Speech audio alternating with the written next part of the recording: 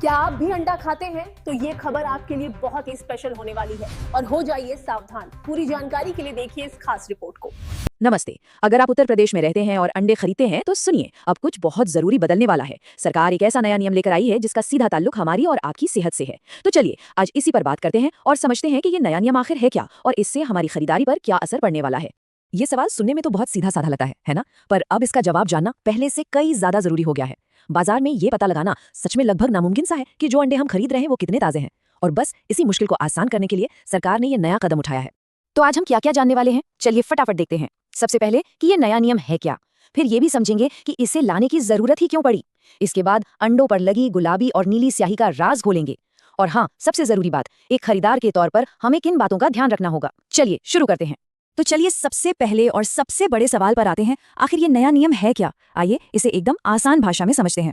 ध्यान से सुनिए, 1 अप्रैल से उत्तर प्रदेश में बिकने वाले हर एक अंडे पर, जी हाँ हर एक अंडे पर, अब 2 तारीखें छपी हुई मिलेंगी। एक, वो कब बना यानी उसकी मैन्युफैक्चरिंग डेट, और दूसरी, उसे कब तक इस्तेमाल कर लेना सही है यानी उसकी एक्सपायरी डेट। अब हर अंडे पर यह जानकारी साफ साफ लिखी होगी। लेकिन सोचने वाली बात यह है कि भाई अचानक से ऐसा नियम लाने की जरूरत ही क्यों आन पड़ी। सरकार के इस फैसले के पीछे कुछ बहुत ही ठोस वजह है। चलिए उन्हीं पर एक नजर डालते हैं। देखिए, इस नियम का मकसद ना बिल्कुल साफ है। सरकार चाहती है कि बाजार से जो नकली और पुराने सड़े गले अंडे हैं वो पूरी तरह से बाहर हो जाएं। इससे उन लोगों पर लगाम लगेगी जो खराब अंडे बेचकर सेहत से खिलवाड़ करते हैं। और इसका नतीजा क्या होगा? हमें और आपको मिलेगा सुरक्षित, ताजा और बेहतर क्वालिटी का सामान। तो मतलब सीधा सा है, सरकार का ये मानना है कि इस एक कदम से फूड सेफ्टी का जो पूरा स्टैंडर्ड है वो बेहतर होगा। और जब हम पैसे खर्च कर रहे हैं तो हमें अच्छी चीज मिलनी ही चाहिए, है कि नहीं? लेकिन रुकिए, कहानी सिर्फ तारीखों पर खत्म नहीं होती। इसमें एक और बहुत ही दिलचस्प मोड़ है, एक कलर कोड सिस्टम। ये अंडों के बारे में हमें और भी बहुत कुछ बताता है।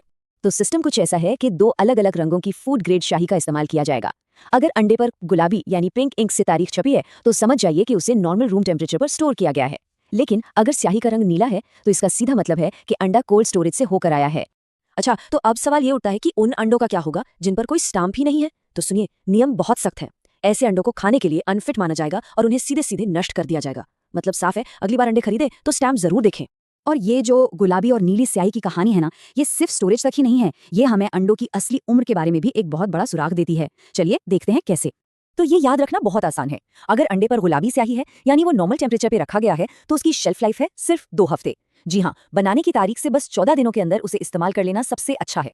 और वहीं दूसरी तरफ अगर अंडे पर नीली स्याही है, मतलब वो कोल्ड स्टोरेज में रहा है, तो उसकी शेल्फ लाइफ देखिए कितनी ज्यादा है, पूरे 5 हफ्ते। ये एक बहुत बड़ा फर्क है। तो ठीक है, हमने नियम समझ लिए, रंग समझ लिए, तारीखें समझ ली, लेकिन इन सब का निचोड़ क्या है? एक खरीदार के तौर पर जब हम बाजार जाएं तो हमें असल में करना क्या है? चलिए एक आसान सी चेकलिस्ट बना लेते हैं। सबसे पहली चीज, तारीख जरूर देखें। पक्का कर लें कि मैन्युफैक्चरिंग और एक्सपायरी डेट साफ साफ दिख रही हो।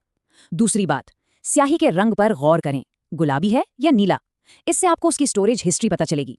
तीसरी बात, शेल्फ लाइफ को दिमाग में रखें। गुलाबी मतलब 2 हफ्ते, नीला मतलब 5 हफ्ते। और चौथी और सबसे जरूरी बात, अगर किसी अंडे पर कोई स्टैंप नहीं है तो उसे बिल्कुल ना खरीदें। और अब आखिर में एक बड़ा सवाल जो सोचने पर मजबूर करता है। फूड सेफ्टी के लिए ये जो कदम उठाया गया है, क्या ये सिर्फ अंडों तक ही रहना चाहिए? क्या दूध, ब्रेड और हमारी रोजमर्रा की दूसरी खाने पीने की चीजों पर भी हमें ऐसी ही साफ और सच्ची जानकारी नहीं मिलनी चाहिए? इस बारे में जरूर सोचें।